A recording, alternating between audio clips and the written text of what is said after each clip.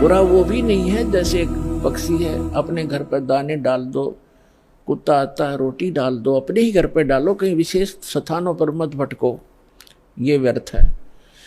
और अतिथि आता उसको भोजन करवा दो, कोई भी मांगने वाला आता उसको पैसा मत दो। कई भक्त कहते हैं ये तो फिर हमारे दिल में दया खत्म हो जाएगी यदि हम भिखारी को पैसा नहीं देंगे।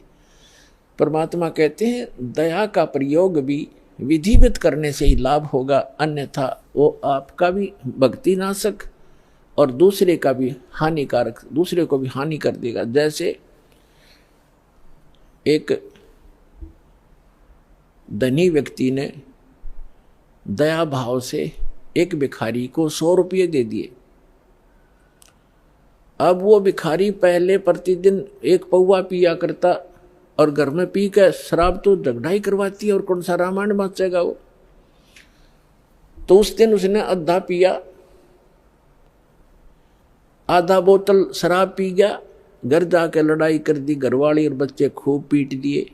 वह उसकी पत्नी लेकर बच्चों को कुएं में गिर गई, सारे मर गए। अब उसके दान करने वाले दयालु ने उस भिखारी का कुणबा गानी करवा दी। तो ये दया भी खराब है, ऐसी दया नहीं करनी चाहिए।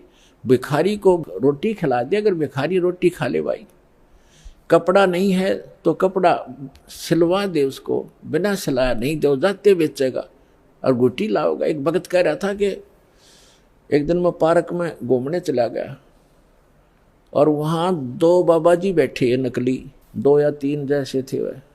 तो वो मांग मूंग के लाए, इकट्ठे पैसे करा करते शाम ने। उस दिन उनके पास सारा कुल मिलाकर 20-25 रुपये बने।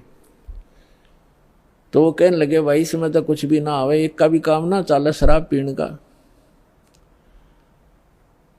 तो उन्होंने बोला भाई ठीक है तुम टाल कर दो, मैं अकेला पी लूंगा। वो लेके एक बाज गया 25 रुपया ने।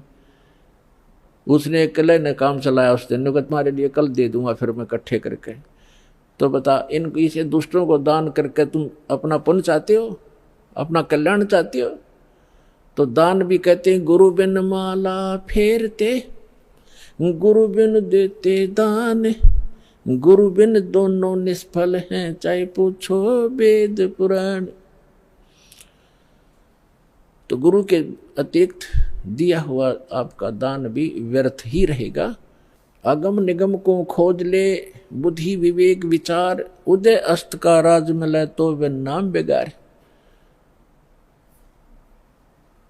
परमात्मा ने आपके ऊपर मेहर की है पुण्यात्माओं। मनुष्य शरीर ऐसे समय में अब परमात्मा ने बैन उठा रखा है कि जो भी सतनाम को और इस हारनाम को प्राप्त कर लेगा, आजीवन मर्यादा में रहेगा, गुरु वचन पर चलेगा, वो सभी सतलोक चले जाएंगे, जहाँ जाने के बाद साधक फिर लौटकर कभी संसार में नहीं आते। तो उसके लिए बताया है कि सतगुरु मिलना चाहिए, पूरा संत हो, सत भक्ति शास्त्र अनुकूल हो और भक्त भी कति डट कर भक्ति करे, बुराई छोड़ दे। बीड़ी शराब मांस तमाकू आन उपासना रिश्वतखोरी चोरी जारी, ये सब बुराई है, इस भक्ति मार्ग में बाधक है।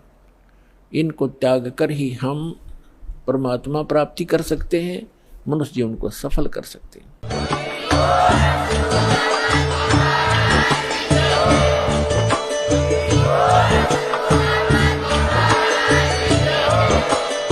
अगर आप ये वीडियो YouTube पर देख रहे हैं तो हमारे चैनल को सब्सक्राइब करें और बेल आइकन को दबाना ना भूलें।